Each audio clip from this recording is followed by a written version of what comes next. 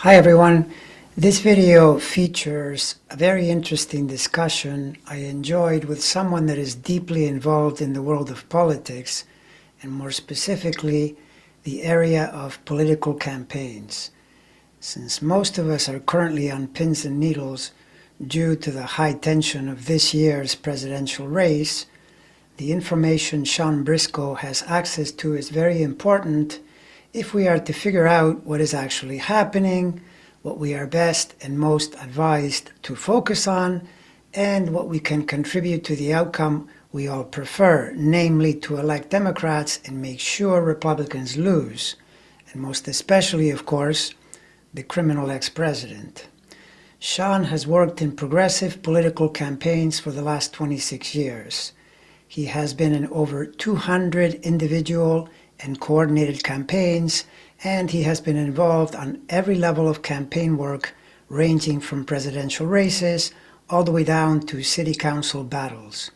He specializes in canvassing strategies and data-driven programs designed to maximize campaign resources for voter ID and get-out-the-vote efforts. He is currently the data director in a minority-majority-owned political consulting firm called the Broadway Group. Enjoy the discussion.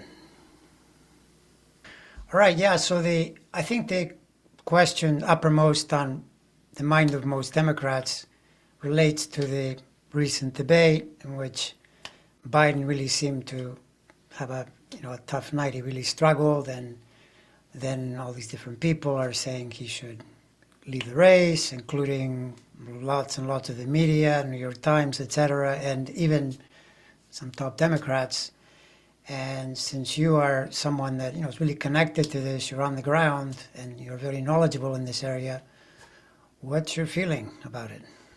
Well, first, I'd like just to let you know that this whole conversation is about 3 years too late. What a lot of people don't understand is that, yeah, there's the candidate and there's the organization and everything like that, but there's also the money, which is a huge part of running a campaign. They don't run on nothing. And because of the way the Federal Election Commission laws are written, all the money that's been raised outside PACs, like by the committee to elect Biden Harris, well, that's Biden and Harris.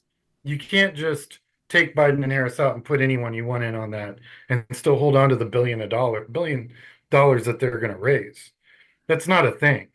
Whoever, there's a couple scenarios that could be played out, but Biden and Harris would both have to agree to that. That's not going to happen.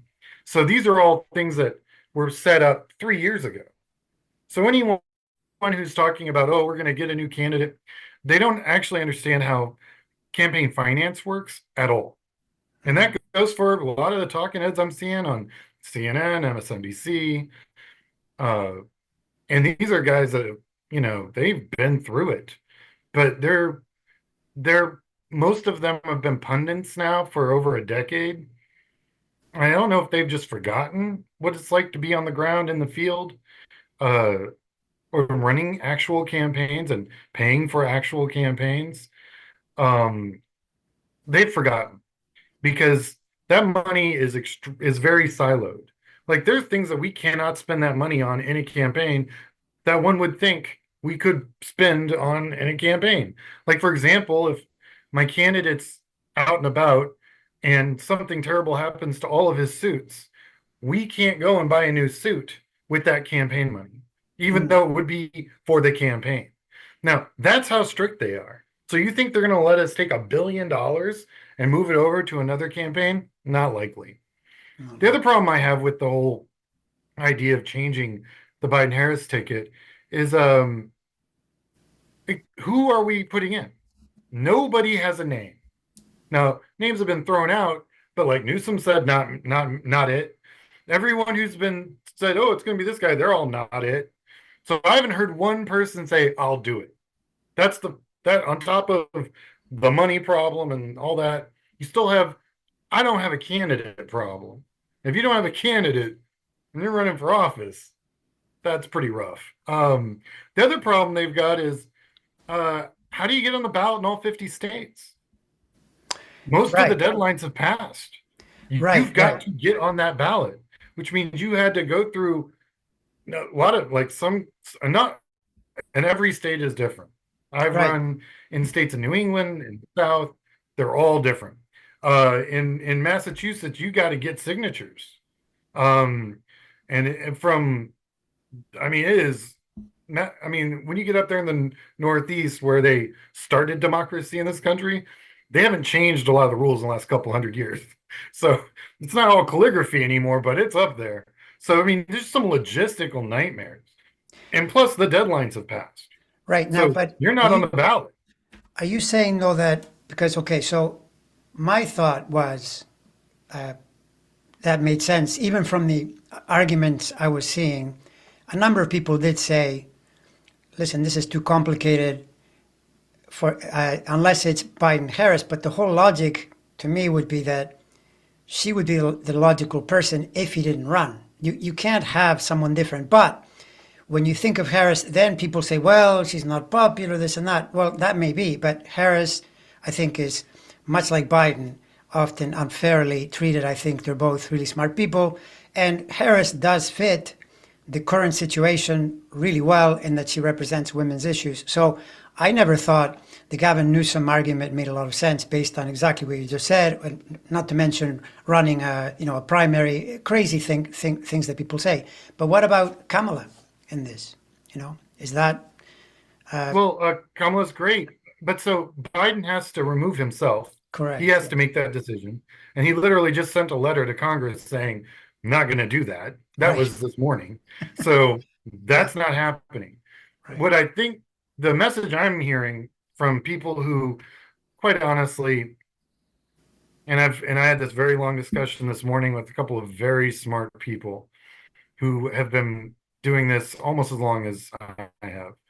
And CNN and MSNBC have to sell commercials. Of course. The reason on local news you see a fire every time there is one is because fires sell. Controversy sells. Um, they have to have a some hook. The last thing they want is a boring election. And that's why they're kind of all addicted to Trump, because the last thing you'll have with Trump in the race is a boring election. What's more exciting than just having Trump? Oh, an imploding other party candidate. Wouldn't that be amazing? Wouldn't that be great for ratings? They're selling commercials. Mm-hmm. And Sure. a lot of these, a lot of the people, the what I call the innocent bystanders, the people who don't do this for a living, who are my friends, I mean, just about every doctors all the way to bartenders to waitresses to dentists. I mean, the people who, work 40 hours a week, don't watch CNN or MSNBC that much. But when they do, they see like, you know, really well-known pundits talking a bunch of nonsense, and they don't have the understanding of why. For Mm-hmm. one thing, they're there to make controversy. They're there to go what I've heard the word if so many times in the last, well, since that debate. If this and if that, what if. That's not a thing. You actually have to, it's a like, what if this person runs? Well, that person's not running. So what are you talking about? Yeah, I know. It doesn't Yeah, make any sense. yeah, I know. So It's it's like, totally true. so they're deciding and defining parameters that don't exist. It's like 1 + 1 = fish. That's not a thing. Right, And they're fishing for sure. right. I mean, and just on top of like just a couple little issues that we've already talked about, let's just talk about the electorate. Let's talk about the Democratic primary voter. They voted for all these people into the through the primary. Some were in runoffs. They voted Biden and Harris into the ticket, and there were about 3 or 4 other candidates who ran against them. It was a pretty much a done primary because usually incumbents don't have too much trouble getting through, and if they do, there's usually a very good reason. But they didn't, and I mean, and everyone's like, oh, the polling, so the same reason that CNN, MSNBC, and the other media outlets want controversy, it So when you look at polling, the one thing you should do before you say, oh, look at that number, and you start pointing at the numbers, look at their sample size. The New York Times put out a national poll, the sample size 174. No, that's not good. That's too Now, low. to your listeners, I do my firm and I, we do field programs. We literally knock on 1 million doors in a cycle. So so even if, let's say, we're getting 1 in 4 of those doors open and we're able to ask them a few questions, it means our baseline subset of our sample size is over 200,000. So when we come out of the field 2 weeks before an election, my sample size is thousands of times larger than any poll that's out there. Right. When we were in Florida in 22, my firm was able to, and we didn't actually believe the number either, just for the record, but our math told us that the Democrats were going to lose by about 20.1%. But we already knew we were going to get DeSantis was outspending the Democrats 20-1. DeSantis's Hispanic radio outreach budget was the whole size of the Democrat complete media buy for Florida. I mean, it was literally 20-1. But I'm seeing this 20-point gap, and I'm like, is that real? I haven't seen one of those in a very long time. Anytime you see something like that, I've worked over 200 campaigns. Anytime you see something like that, you start asking questions. But my data was sound. Democrats lost by 19.5 points. We were 0.5% off, which means our over under was maybe 1%. So but I mean, that just gives you, but we also knocked on, well, that for that cycle, that was like around 800,000 doors. Right, right. So you get a So, little I bit, mean, yeah. and we can talk about different methodologies that we use for understanding what's really happening out there on the ground. But all your viewers, please just go look at the sample size. Anything under 1,000, give it. It doesn't tell you anything. Doesn't It tell you won't. anything. Right. It's not. And then there's a whole methodology and what kind of questions they asked, and what time were they dialing? Were they only talking to landlines? I mean, have in the comments, I dare anyone to guess what percentage of people answer a landline these days. It's not many. Mm. And these guys right here, these phones, they are way too smart. So phones are dead. And that's how they do all their polling. So they're talking to one 18-year-old, extrapolating that that's going to be 23% of the vote. So that one 18-year-old, it represents 23% of the vote. And he answered a landline. I don't know about that. Okay, so then are you saying right now, okay, so there are all these numbers being thrown out there. Take, for example, let's look at the battleground states, which are, known to be determinative, right? So where do you Yeah. think the numbers are? Are they the same as what we're hearing approximately? Are they way off? How would you describe that? So there are two different kinds of polls. There's one that are likely voters, and then there's registered voters. You'll see that when they talk about the two different kinds of Hmm. polls. Those are the big umbrellas, right? Right. Well, this is the thing. Likely voters. Who decides that? And how are they deciding? Yeah. Good question. Good point. Because I'm going to tell you right now, they always say, oh, there's never been a political election cycle like this, blah, blah, blah. That's not necessarily true in this case. The last one, I think, was in the 70s, just before Roe, was the last time that women didn't have the right to control their internal organs in this country. So we haven't seen this race for 50 years. Now, what's happened in the last 50 years? Well, I mean, we could start the baseline. The computer happened.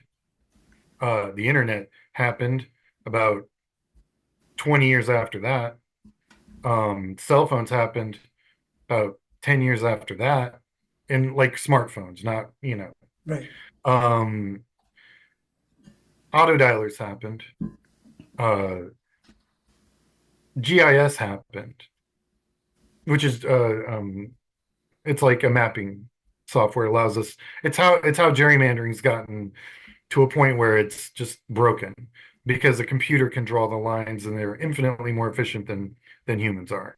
Right. Um, so there's been a lot of things that have happened since the last time we ran this kind of election with these kind of issues. And then you got to start asking yourself, what's happened since the last presidential election? Well, we can go back to Roe, Dodds, and all that happened, which is huge. Mm-hmm. I've got a few counties here in Texas that I watch. They're my little canaries in the coal mine. I just keep track of how many more females have registered to vote than males. And I'm telling you right now, they're outnumbering by a lot. By a lot. So there's that. There's Okay, that. that's not even the end of it. Let's see what else has happened since the last presidential election. No one likes to think about it, but COVID Right. happened. Mm-hmm. We don't even know how many people died. We know that it leaned older, Mm-hmm. people that had pre-existing conditions. We know that definitely statistically went older. And Mm-hmm. if you look at the makeup of each party's vote, well, the Republicans skew older. True. True. So there are voters there that no longer exist. But because they voted in the last presidential, they're likely to vote, even though they're dead. Statistically, they're in the mix still. Right. So, um, so that's just COVID, Dobbs, and now let's just talk about Trump 2025 project. Right. That's the beginning of the end of our democracy. And I'll tell you, there's a lot of things there that we could survive. But when they politicize the civil service, that's what Hitler did. And I don't equate Trump to Hitler. Nobody's Hitler. You can't. But I mean, logistically, governmentally speaking, organizationally speaking, what Hitler did to the government in Germany on the logistics level is what Trump wants to do. Trump wants to But do. I'm not saying Trump's Hitler. Like, you got to go Stalin, Pol Pot. I don't compare anyone to Hitler, but I do look at strategies that have been used in the past because it's called history, and you got to kind of learn that stuff. Mm-hmm. And also, it's an extremely efficient way to completely bulldoze the majority of a country with the minority's power. Right. So, I mean, it's already worked. It's worked multiple times. Germany is just like the more, it's the one that gets all the spotlight. But, you know, Right. Right. So are you now, because I believe you said it's Texas where you're at the moment, right? Texas is where right. you're working. And so then, do you know uh, uh, what is the confidence around what the numbers are like in other states? Is that part of your attunement, or is it a different thing where you can only speak more clearly to Well, yeah, no, Texas? I watch Ohio. I think Ohio. Well, okay, so with Dobbs, it really changed a lot of the math.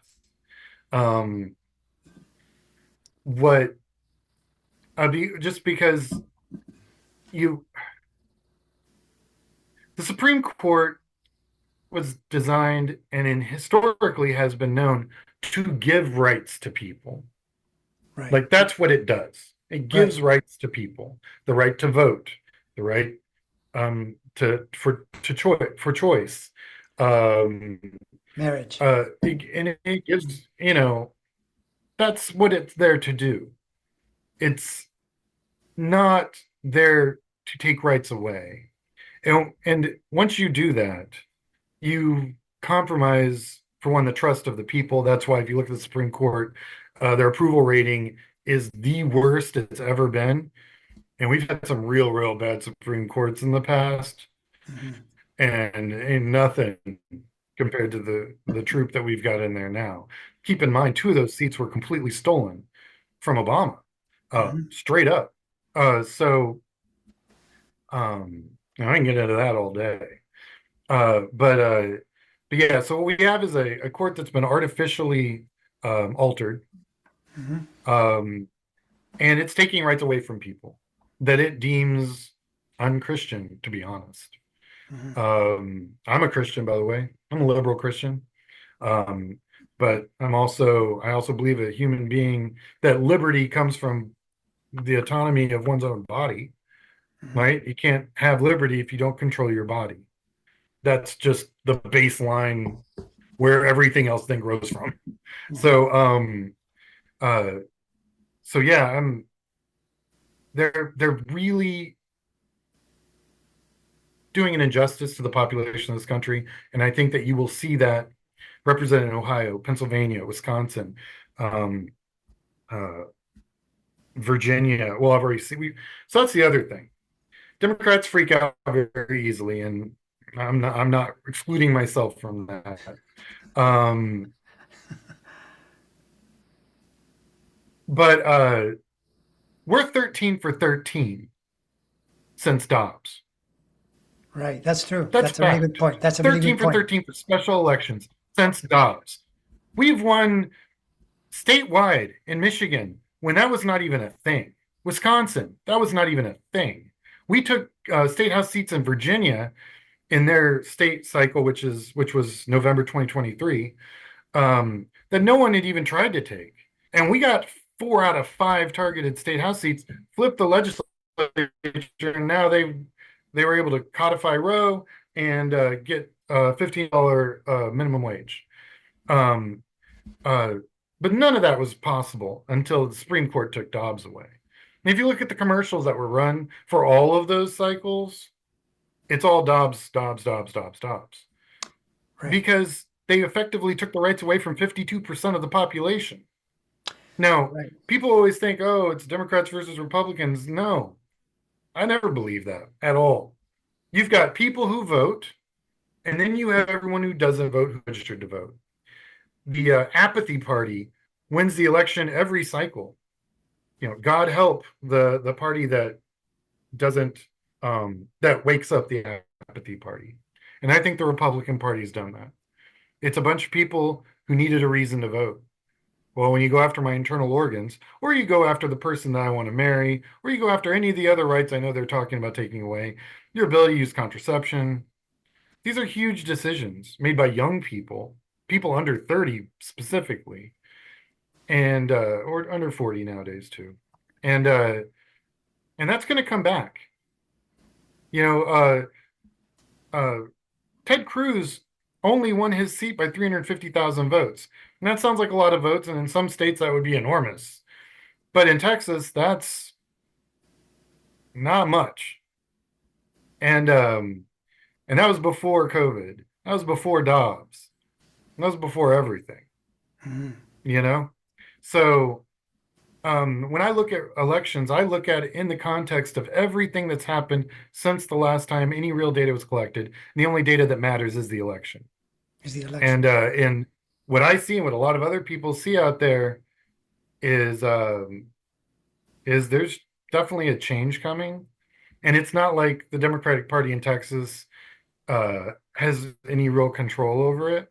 They didn't make Dobbs, they didn't, no, they didn't do any of that. They didn't create COVID. Now it's up to them to, maximize the potential of that vote to do as much as it can do. And in Texas, to be honest, you have to run in 18 counties. If you're running statewide, 18 counties is how you take back Texas. So it's huge. Texas is easily the most expensive state to run any race in this country. And that's why it's remained red, is because it's like run in Texas or run in 4 or 5 other states. Yeah, because of the money. Everyone has the same number of senators. So Right. it's like, so if you're running, for a Senate seat, do you just, take all the money you would spend in Wisconsin, Pennsylvania, Ohio, Virginia, North Carolina, Georgia, Florida, take it all and put it into Texas? And that's kind of what it takes to win Texas and turn it blue. The cool thing is that if you were ever able to flip Texas, that would be the end of the Republican Party. So how close? Like the Democratic Party could survive. Sorry, continue. Sorry. No, my question was just, so since you're in Texas, so based on the current trend or even some future trend you anticipate, what do you think? Where are the numbers now? Like if the election were held, how close would it be in either direction? What would you say? Well, and it's only because it's Ted Cruz. I would say that if the election was held today, uh, and it is a presidential cycle, and last time Ted Cruz was not in a presidential cycle, um, I would say that it'll be half the margin it was when he ran against Beto right now. Half the But margin. a So lot of like, people aren't. No, so it's better than Beto, but not enough to win. And I like Colin Allred. I think he's great. I actually met him back in 2012 before he ran for Congress. Super smart guy. Um, but it takes money to win elections.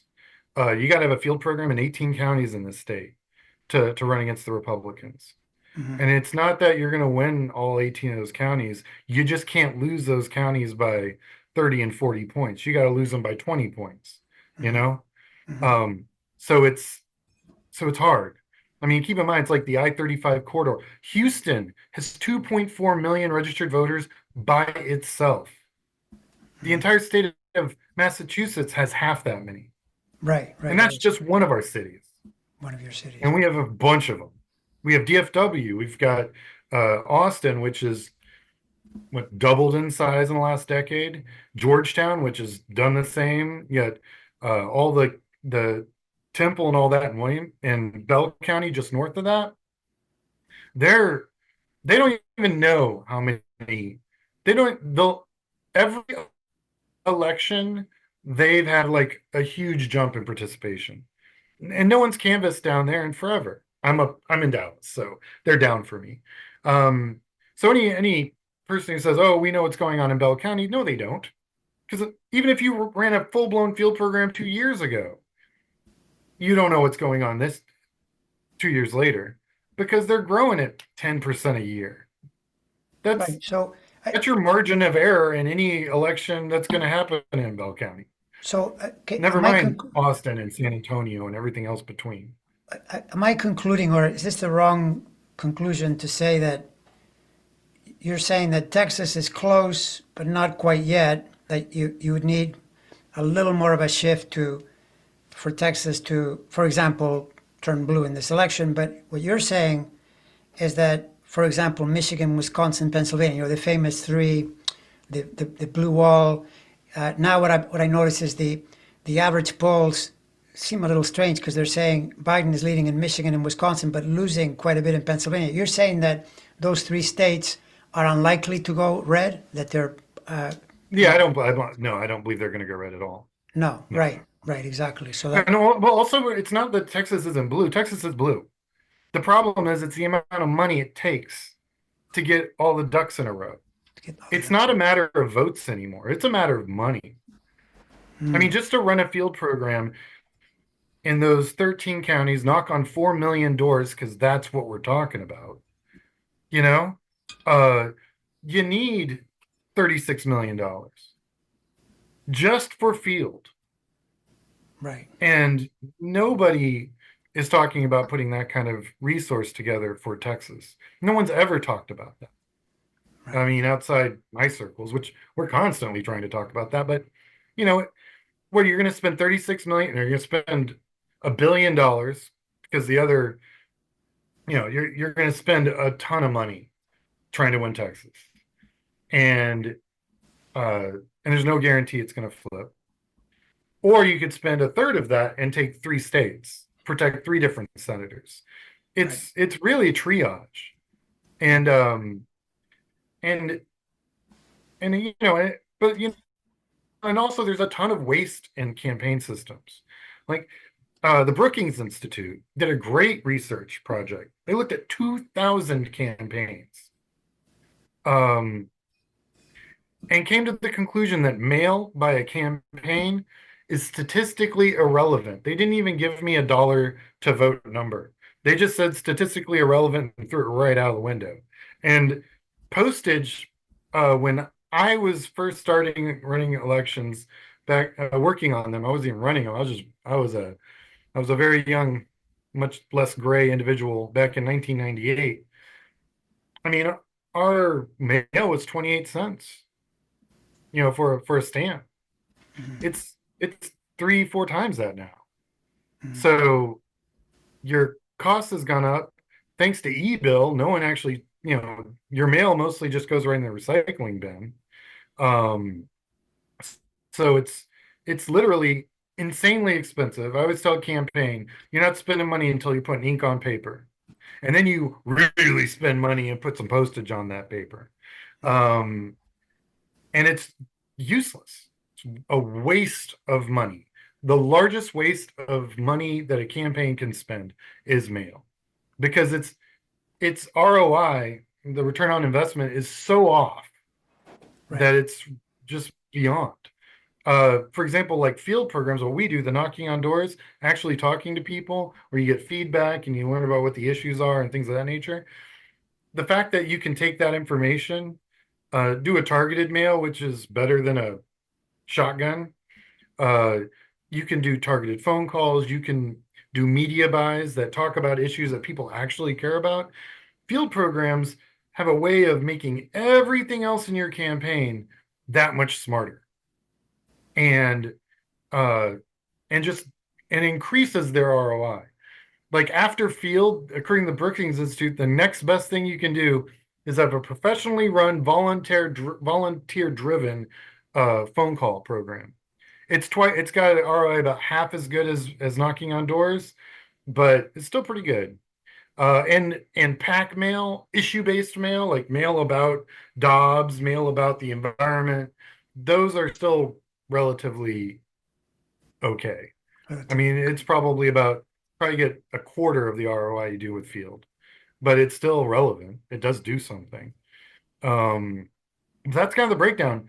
And these smartphones destroyed how campaigns were run for 30 years. We literally use cell phones now to make sure that the canvassers are knocking on the right doors. Um, but uh, but that's kind of what they were doing in the 1950s. We've now gone full circle. Everything went digital and on the phones, and nothing was in person or on the door. Um, I mean, when I started doing field programs, we were using 3x5 cards. That's a fact. Um, so so just the change and what technology has done is it made us go right back to the root. The first and the original thing that was done, in 18 whatever. You knocked on your neighbor's door and said, "Hey, my cousin's running. Please vote for him." So are you saying, though, can I conclude from that that the Democratic Party, when all is said and done, all the noise and everything else, you're out knocking the Republican Party, meaning what's happening on the ground is more and more people who are hearing the issues, hopefully are being contacted. And so then you can say the way this thing shakes out is that it really favors the Democratic platform, as we go toward Well, November. so what it boils down to is the best. So there's canvassing is kind of a logistical nightmare. You can't canvass high rises or any gated communities. Now, high rises and or retirement homes, they're anything that's high density residential is what we call it, which means that it's one address with a ton of different registered voters sitting under that one address. Um, the best thing that we can knock on is single family housing that's not gated, that there's no barrier where our canvassers don't have to Right. go through a checkpoint. Now, if you look at the demographics of that kind of housing, it tends to be younger families or middle-aged families, and it tends to be, yeah, those. And the Democrats are killing with that demographic. So it's not just that the Democrats are knocking on more doors than the Republicans. I don't know that for a fact. The Republicans do not call me, and they do not tell me what their door count is daily. And if they did, I don't think I'd believe them. You believe him, right? But I will say that just by the math, the Democrats have a much better targeted universe, to a potential targeted universe to go after than the Republicans. And keep in mind, like for example, the one of the big metrics that I look for whenever I'm building a field program is what is the distance from one door to the next. So we're looking at suburban and urban counties. But if you look at where the Republicans get a lot of their votes, they get in Yes. How do you canvass rural Yeah. with a truck? I mean, you go in, and I've actually worked out the math. You need 3 vans, about 10 canvassers each. You can go into a rural county.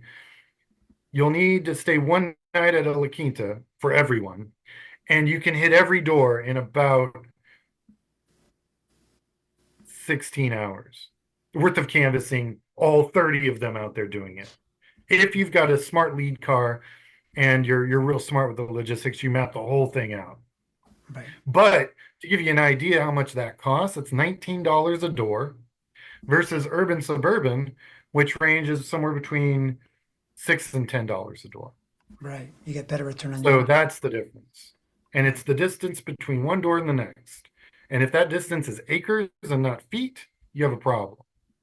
Right. Logistically knocking on doors. So yes, I think Democrats do a much better job at knocking on doors than Republicans.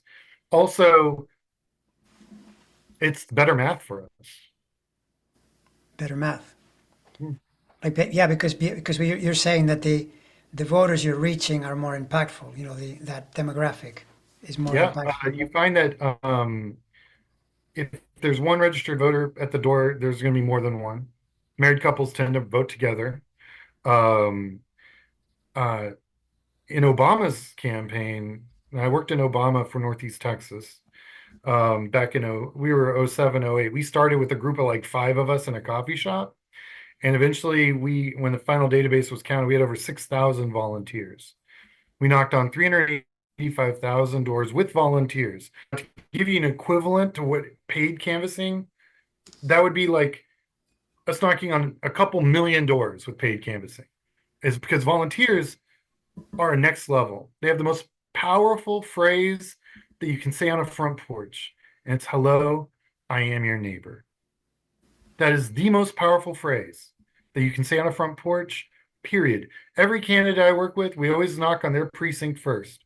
Because every time they can walk up to them and go, hello, I am your neighbor. I'm also running for office. Right. Right. Huge. And if you're a volunteer and you say that, people will go, oh, where do you live? I'm like, oh, I'm right over there. My kids go to this school. Oh, that's where my kids go. And that's it.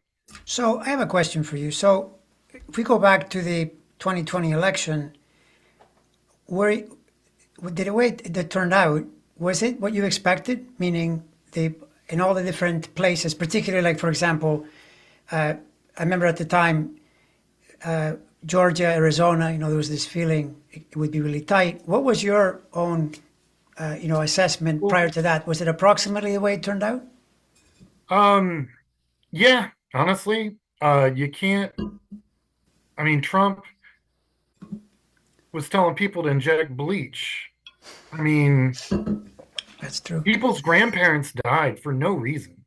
Yeah. People's brothers died for no reason. It was a very sad, tragic 2 years for this country. And Trump, unfortunately, was our president when all that went down, Yeah. which is just, I mean, I have friends who listened to Trump, and I have friends whose siblings listened to Trump. This is a true story. My neighbor back in Austin, her her parents are dead now because Trump told a bunch of lies, and her siblings believed it, and then went to Thanksgiving dinner and effectively killed both of her parents. Within 2 months, they were dead, COVID. They live on a farm. It's not like they were seeing lots of people. They were probably one of the safest environments you could be in COVID. But when you've got, you know, people who listen to that orange POS and did what Yeah. he said, they died. Oh yeah, So I no, it's think true. people took that kind of personally Yeah. So and then they now, voted. but what about okay? So here's a question for you. So you're talking to voters. There's this constant background hum about how young people are very upset about the uh, the situation in Israel, and yet there are other issues as like the one you mentioned around reproductive rights or gun rights and so on, where it's obviously their issue to vote Democratic on. Where do you think that stands? Around, you know, because people say, well, Biden is losing the young people, which seems a little preposterous, but what do you say to that?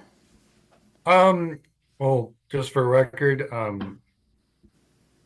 Netanyahu in my personal opinion, Oh yeah, no, he's is brutal. full-blown war criminal, Oh, he's uh, brutal. I know. flat out. Totally brutal. Um,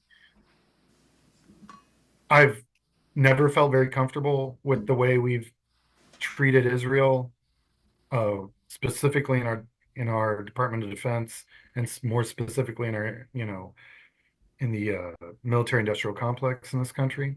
Mm, They've gotten, I mean, during our war on terror, which mm, I'm more than happy to do a whole piece on, um, they were necessary because of the amount of crap the second Bush got us into. mm. Um, so that was par for the course. Uh, but Netanyahu's never been interested in a two-state solution. Netanyahu's never been interested in uh, anything other than Israel just taking everything. Um, and that's fact. Biden isn't the problem here. Um, the problem is that there are people in this country that have a vested interest in the status quo. And the status quo, quite honestly, is no longer feasible. And it hasn't been for a long time. But the the facts are people in Gaza now have, again, one of these. Right. The last time they really went in there and did some real damage, smartphones weren't smart enough yet. Now everyone's got a TV camera studio in their pocket and they're using it. So now the whole world gets to see what's happening. Hmm. Um, and that's been a huge change. And because young people pay attention, as I think all people pay attention, but young people also are like, it's injustice, 100%. Right. And I'm X-Gen. So I was raised going, tuck and roll underneath my desk in case, they decide to drop nuclear weapons on us. That was my childhood.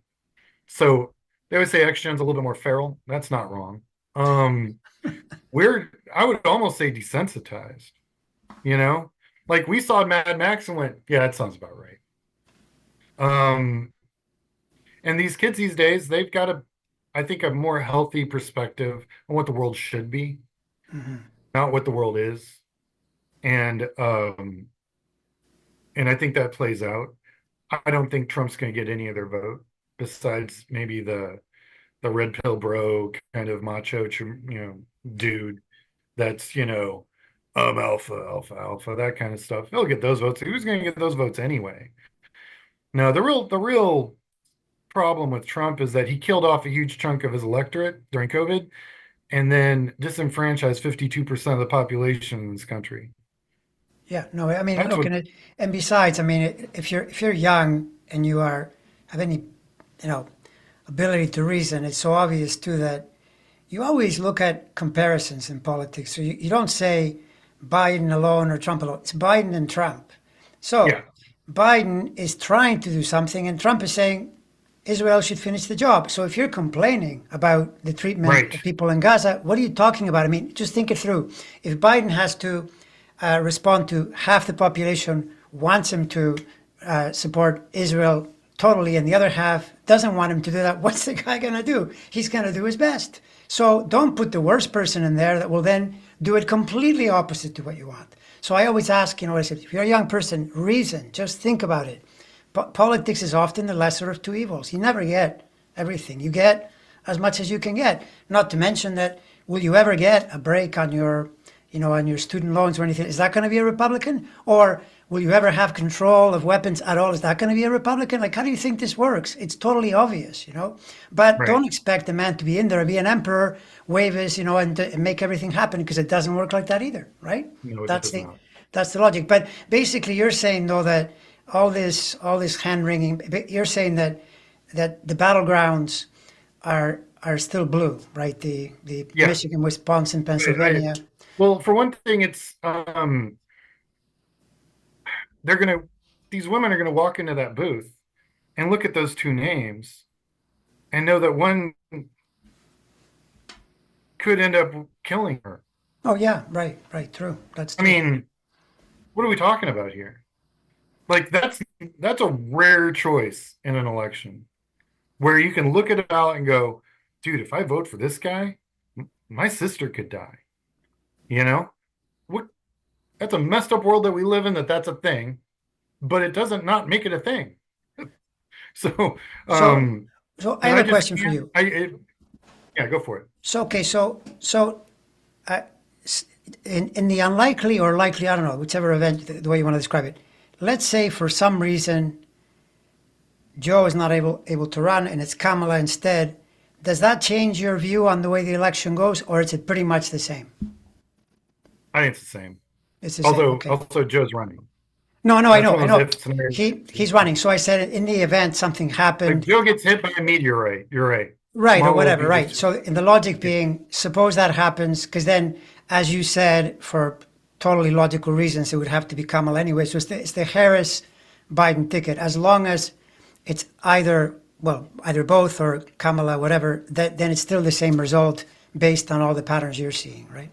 Well, That's we get to learn, I think it was announced that maybe Friday. I'll have to go back and look at my notes. Trump's going to pick his VP. sure. So keep in mind, Trump's been able to run against two people with two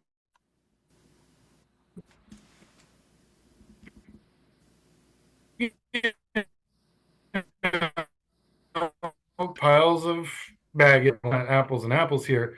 But eventually he's going to pick a running mate. Mhm. And that running mate is going to be fascinating because his list is not, if you're female, those are not the people you want representing you. If the guy who eats Big Macs every day all of a sudden just, keels over, you do not want that person in the White House. I mean, I think it's going to double down on a bad choice for the GOP. Uh, and you gotta keep in mind, Trump hasn't said anything in 10 days because MSNBC, CNN, and all the others are just, talking about these what if scenarios that are never going to happen because it's something new to talk about. Well, they don't want to talk about, Trump doubling the debt. They don't want to talk about Trump, completely mismanaging and killing millions of people during COVID. They don't, I mean, all that stuff's been talked to death. They've got whole hours spent on that stuff. It's always something new. What's the next fire so we can get our cameras on it? And Trump knows that the second he opens his mouth, he's going to pull some of that from Biden. That's why if we ever hear from Trump again, I'd be kind of amazed until VP. So 5 more days. It'll be 15 days without Trump actually saying anything. That has to be a record. And there's a reason for that because the media is doing his job for him. Yeah, that makes a lot of sense. Yeah, that's totally true. Because if you think Because of, Trump can't but be crazy. yeah, It's yeah, no, no, literally his go-to. and I mean, I noticed that the right wing channels, Fox included, they just carpet bomb constant attacks on Biden or making their candidate look good, and on the MSNBC, CNN, then you get a lot of that too, but you get a lot of criticism of your own candidate. And right now, you're totally right. If they were focusing on all the misdeeds Trump has carried out, including the New York Times, I mean, people have said, So I the New mean, York talking Times about, sold out. yeah, They used to be the media of record, but now they're not worth the paper they're printed on. They're literally ambulance chasers at this point, in my personal opinion. I haven't seen a decent poll come out.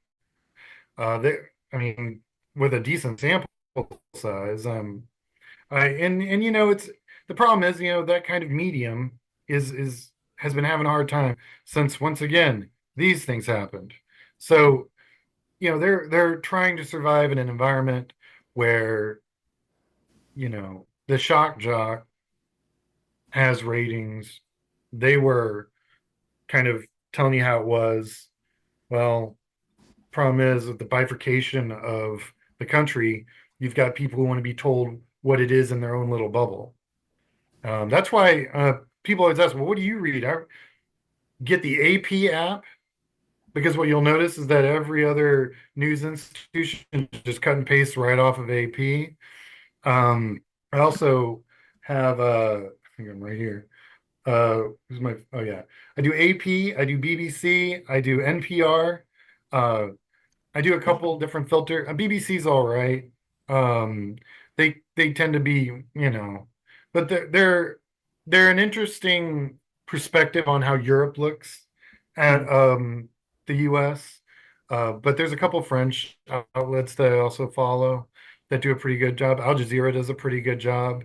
Um, they're kind of no nonsense, but they also have an agenda. But who doesn't? Mm. So I always tell people to try and diversify their media intake. Don't just listen to one thing. I know it's easier to do that, but trust me, it's like listening to an orchestra, but you only have one instrument. It doesn't sound that great. Right. Yeah, that's right. So the AP you're saying is the most, in your eyes, is the most neutral I along. find that they just tell you what's happening. You get to derive your own uh whatever from them. And there's a couple of people I follow that do a lot of good stuff with demographics and economics. I think that's actually where a lot of the future analytics are that we'll deal with as we, as the world changes. And the US just isn't interested in controlling the seas anymore. There's no need for us to do that. We create our own oil. We're bringing back manufacturing thanks to Biden. $40 billion of that. Remember that whole thing anyway? Because one thing COVID did teach us is that our supply chains are garbage, and that's not going to happen anymore. We're doing a lot of things in this country that I haven't that no one's seen and no one alive has seen. Mhm. I mean, you'd have to go back to the Industrial Revolution to be able to see the kind of things that we're doing, the changes that are happening in our country. They just haven't happened in my lifetime for sure. So that's all happening for a reason. And the reason is it's very expensive to wage a war on the other side of the planet. It cost us $7 trillion last time. Can you Mhm. imagine if we'd spent $7 trillion? We'd have three moon bases, Mhm. five space stations, high speed rail everywhere you want to go.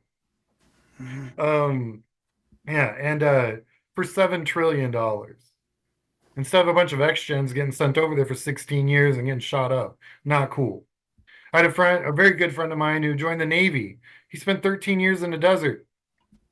So none of that was cool. But all you have to do is look at our Navy. We don't have the 500 destroyers it takes to monitor all the trade routes. We've got just enough to basically protect 12 aircraft carriers. And their job is not to monitor trade routes. Their job is to effectively take any country and put them into the Stone Age if they decide to, shoot at it, any of the aircraft carriers. I'm not saying it's the smartest idea, but it's effective. So we're not that country anymore. We're not. I mean, China has turned into this huge, giant economic monster based on the fact that the taxpayers in the United States paid for the Navy that secured the trade routes that they then used to become a giant economic machine. Mhm. We're not doing that anymore. Right. So that's the end of that. Mhm. So I mean, there's a lot changing in this in our country. I think, especially the millennials, which is they outnumber uh, the boomers as far as registered voters go now, Yeah. in a lot of the counties that I watch, which is Mhm. awesome. Uh, I'm X-gen. I've been dealing with boomers my whole life. So and Biden will be our last boomer president Right. ever. There And, won't be and another one. and so millennials are, what's the split there for Democratic, Oh, Republican? they're vast Democrats. I mean, the ones that aren't are just, macho dudes. Uh, and I mean, there are some women. It gets really kind of weird. It depends on gender. It depends on ethnicity, how many generations out from the immigrant family that first came here. Um, so there's a lot of math behind it, but at the end of the day, they'll never own a home. I mean, the economics in this country absolutely do not work for them. And the GOP want to double down on that same economics. They're all trickle down. Trickle down's a joke. It was a Right. joke when I was their age, 20 years ago. It's a joke now. Right. It's more of a joke now, Because now you it's know? real. Now it's real. Um, It's the logic that now yeah, it's for happened, real. and yeah, it's a trickle down is a way to just shift money to the top. That's really what it is. I mean, in blunt Yeah, terms. when boomers were in their 20s and 30s, the average cost of a house was $47,000. Now it's $470,000. Has everyone's pay gone up a factor of 10? No, in fact, it's been pretty stagnant for the last 50 years. So you've had an increase in housing costs that are exponential versus income. It's insane. And it's no longer is it you can't be maintained. So there's going to be a lot of changes going to happen in this country only because it has to. Right. We don't change unless it absolutely has to happen. Yeah, that's We true. didn't go into World War II until they were blowing up our boats in Hawaii. Yeah. And we weren't going to go into World War II until Yeah. they blew up our Yeah, it's boats in true. Hawaii. Yeah, that's totally true. You needed a crisis that was Until they ran planes into buildings, we weren't going to go in the Middle East, not like that. right. Yeah, no, it's So totally yeah, true. no, It's we totally only true. do stuff when it absolutely has to be done, Right. So yeah, we'll do it. We'll ban corporate purchasing of housing because that would do it. Corporate entities can no longer own single family housing. Boom. Right. Right. That would do it. So Make it illegal. what's your final message to voters, current voters around what they can do now?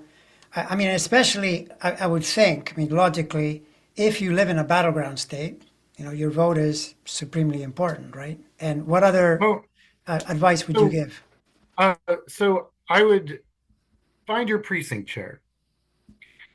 Um, it'll there's an 80% chance it'll be a woman, and there's a 70% chance that woman will be over the age of 60, and her knees are not that great, and she needs help. Right. Uh, um, knock on doors in your precinct. Like I said, I'll go back to what I said earlier. The strongest phrase you can say on a front porch is "Hello, I am your neighbor." These are the things that are affecting my family. You have a family, I bet you're also being affected.